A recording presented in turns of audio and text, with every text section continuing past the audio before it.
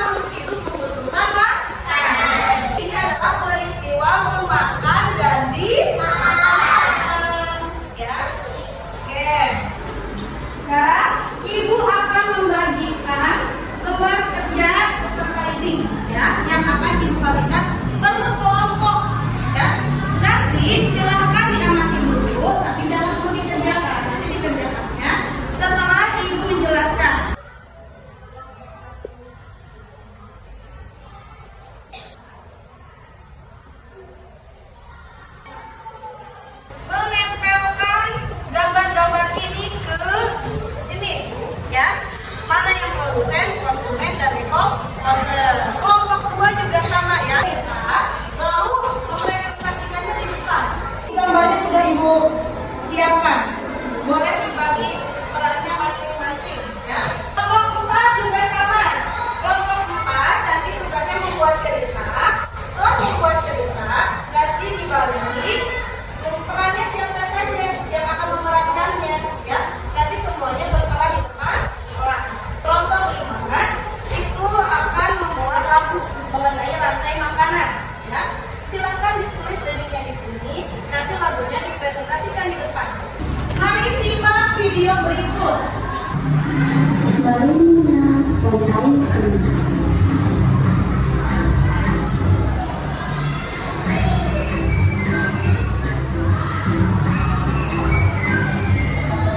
Hai, aku Niji, seekor kemiri. Aku akan mengajak kalian mengenal rantai Telah disaksikan video tentang rantai makanan ya. Di situ tadi ada apa saja coba? Produsen, konsumen, dan developer. Coba Ibu tanya. Kalau produsen itu contohnya apa? Apa?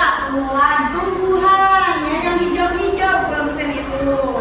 Contohnya apa yang ada di lingkungan kalian? Asa, sawi, apalagi rumput, apalagi padi. Kalau konsumen itu apa aja? Ya, Rizky, anjing, apalagi ayam, harimau, apalagi ular. Itu adalah konsumen. Jadi konsumen itu yang memakan produsen. Terakhir ada apa? Dekomposer. Dekomposer itu adalah pengurai. Contoh dari dekomposer apa? Jamur. Bakteri. Oke, good job. Sekarang coba diperhatikan ke depan. Nah, apa itu rantai makanan? Rantai makanan adalah proses makan dan dimakan ya, antara makhluk hidup berdasarkan tuntutan yang tertentu. Tumbuhan dapat menghasilkan makanannya sendiri dari fotosintesis. Oleh karena itu, dalam sebuah ekosistem tumbuhan berperan sebagai produsen. Coba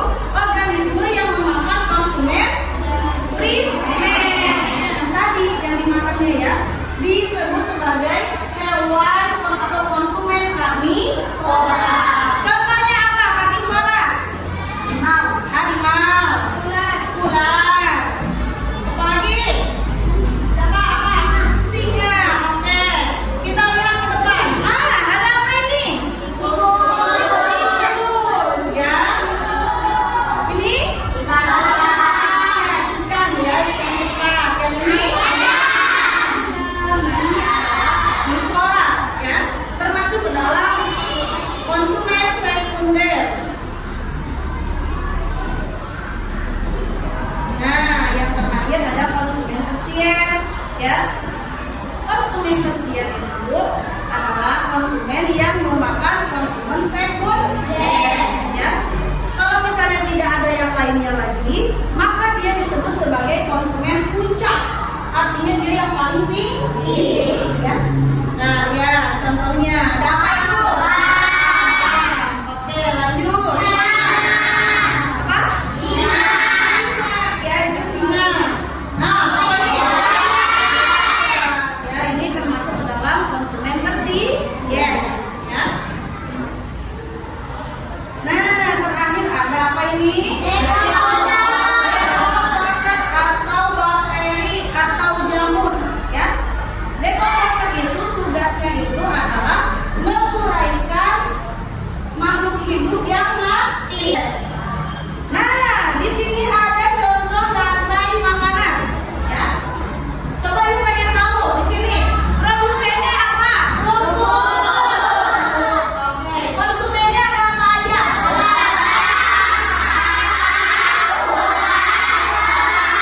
Oke, dekomposernya apa?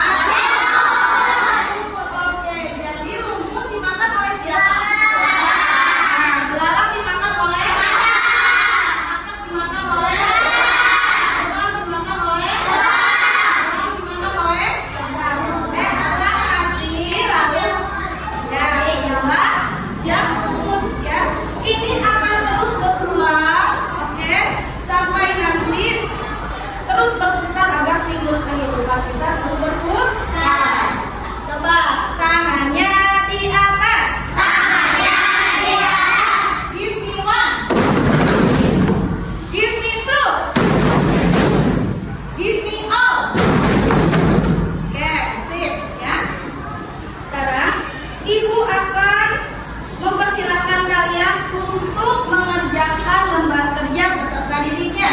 Boleh dikerjakan sekarang. Jika ada yang tidak mengerti, boleh acungkan tangan dan bertanya ke ibu. Ya, boleh dikerjakan.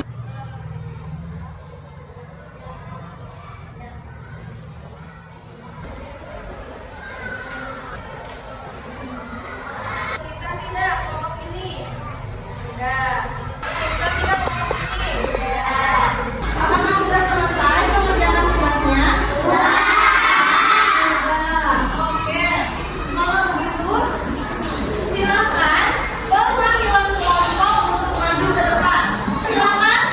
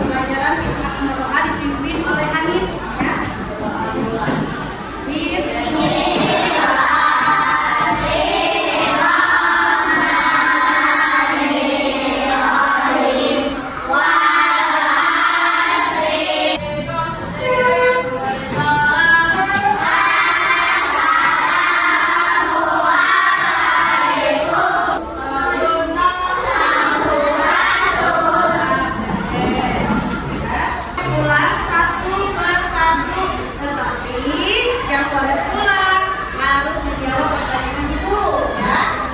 Angkat tangan untuk yang bisa. Termasuk dalam komponen apa? Produsen. Oleh komponen apa? Sebutkan hewan karnivora. Singa boleh.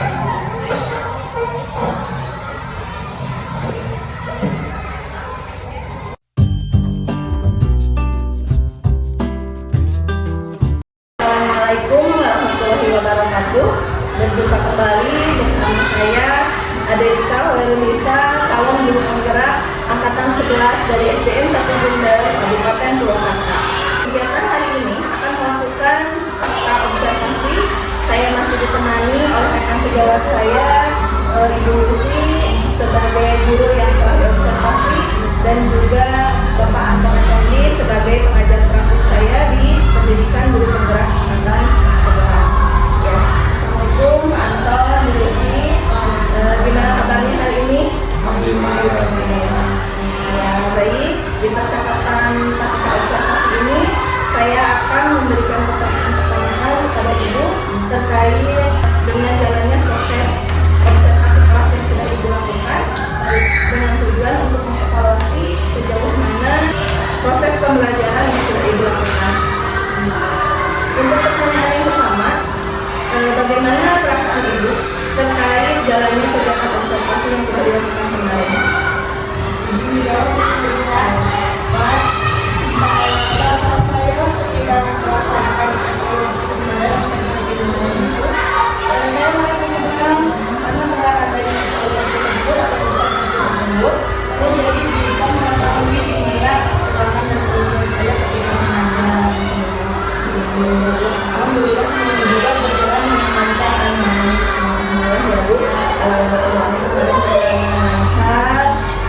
Bisa Ibu ceritakan kembali terkait proses pembelajaran yang sudah Ibu lakukan kemarin bagaimana Ibu? Pada awalnya saya melakukan metode diskusi, bertanya jawab, dan saya juga menggunakan model problem based learning atau PBL. Saya juga mengelompokkan peserta didik sesuai dengan gaya belajarnya masing-masing. Ada yang auditorik, visual, dan kinestetik. Untuk yang kinestetik, saya materinya materi makanan. Untuk kinestetik, saya kelompok kinestetik itu tugasnya mempraktekkan depan kelas, mensimulasikan bagaimana rantai makanan itu apa saja yang dimakan, gitu, yaitu membagikan, bermain peran. Untuk yang auditori itu membuat lagu mengenai rantai makanan. Jadi peserta didik membuat diri lagunya, lalu mempresentasikannya di depan kelas. Yang terakhir itu ada visual. Kalau dibuka visual, saya memberikan materi-nya, lalu peserta didik dapat mengelompokkannya sesuai dengan rantai makanannya. Baik ya Bu, di catatan saya juga kemarin di saat observasi, apa yang Ibu sampaikan di observasi juga sudah lengkap semuanya. Di tingkat PBL-nya juga Ibu sudah melaksanakan, diskusikan berdasarkan gaya belajarnya Bu kemarin, kemudian menggunakan metode diskusi, tanya jawab, dan penugasan. Dan juga ada evaluasi ya Bu. Nah, menurut Ibu, sejauh mana tingkat keberhasilan dari proses pembelajaran yang sudah Ibu lakukan kemarin? Tingkat keberhasilannya menurut saya sudah mandiri, walaupun masih ada beberapa peserta didik yang kurang aktif di belajar. Tapi alhamdulillah hampir semuanya sudah baik, sudah menunjukkan perbaikan gitu ya. Hanya ada 1-2 orang yang senang bertanya atau mereka tidak aktif ketika berdiskusi, mengandalkan termasuk sejarah. Kendala yang Ibu hadapi saat proses pembelajaran kemarin, masih ada siswa yang kurang aktif, tidak terlibat dalam pembelajaran, dan di saat diskusi juga hanya mengandalkan temannya gitu ya, mungkin tidak aktif. Nah, menurut Ibu, apa peserta didik itu tidak aktif? Kira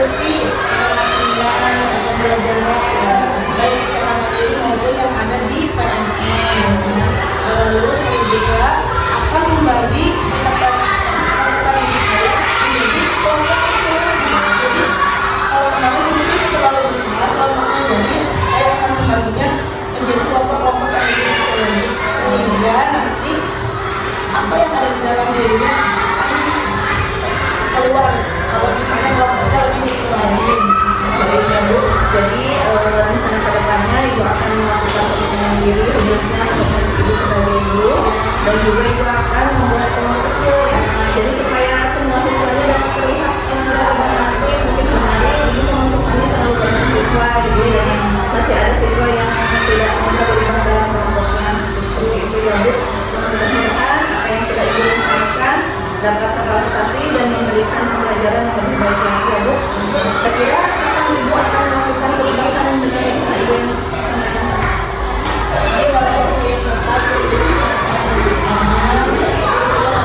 juga saya bisa memperbaiki Baik, cepat lakukan. Tunggu ya Bu, cerita-cerita ibu nanti apakah bisa direalisasikan atau tidak. Terima kasih banyak ya Bu atas waktu dan jawaban-jawabannya. Semoga apa yang sudah ibu rencanakan bisa secepatnya direalisasikan dan dapat berhasil sesuai harapan. Amin. terima kasih atas penjelasan ini, atas visi yang telah diberikan kepada saya menjadi lebih mengetahui apa kekurangan saya ketika pembelajaran berlangsung. Mudah-mudahan kedepannya saya bisa memperbaiki diri lagi sehingga pembelajaran di kelas dapat menjadi semaksimal mungkin. Terima kasih ya Bu. Baik, selanjutnya saya beri kesempatan kepada Bapak Anggota Teknik sebagai pengajar praktik untuk memberikan umpan baliknya atau tanggapannya terhadap kegiatan pasca observasi ini atau kegiatan supervisi akademik. Kepada Bapak, dipersilakan. Terima kasih Bu Ade. Gimana perasaan sekarang? Alhamdulillah lega ya Pak. Bu observasi lain. Puisi gimana perasaannya? Apa namanya? Ya, dari yang saya amati dari awal percakapan sudah bagus, sudah komunikasi yang diharapkan, adanya kebiasaan, adanya komunikasi kreatif, dan juga ada mengoptimalkan potensi yang digali dari observasi. Beberapa pertanyaan sudah bagus, itu tidak menjadi ya, tidak memberikan saran, tetapi sebenarnya tetap menggali potensi dan lebih banyak observasi yang bisa itu bagus. Karena memang yang diharapkan dalam sebuah coaching itu observasi itulah yang lebih banyak bisa. Kita hanya menggali, kemudian mengejar, dan tadi rencana sedangkan itu sudah konkret, sudah bagus. Ya. Kemudian juga rencana tadi sudah berasal dari observasi, sudah berupa saran dari ibu supervisor. Secara umum sudah luar biasa Bu. Nah, titip nanti kedepannya bisa dilaksanakan terus setiap hari. Ada teman-teman yang lain yang membutuhkan, juga Bu Yusi bisa tidak kali ini saja. Makanya ada kompetensi lain yang dikembangkan dalam pembelajaran, bisa komunikasi yuk, bareng lagi yuk, kita orang saya kali lagi gitu kan. Ini tujuan utamanya jadi nanti adalah untuk meningkatkan kualitas pembelajaran kita pada guru. Luar biasa. Itu menurut saya. Terima kasih Bapak telah memberikan kesempatan yang terbaiknya yang sangat luar biasa. Mudah-mudahan kedepannya bisa lebih baik lagi. Baik, akhirnya rangkaian kegiatan supervisi akademik sudah selesai, dimulai dari percakapan ke observasi, observasi dan pasca observasi. Saya ucapkan terima kasih banyak kepada Ibu Yusi dan Bapak Anton yang telah membersamai saya. Saya akhiri kegiatan ini. Wassalamualaikum warahmatullahi wabarakatuh. Waalaikumsalam warahmatullahi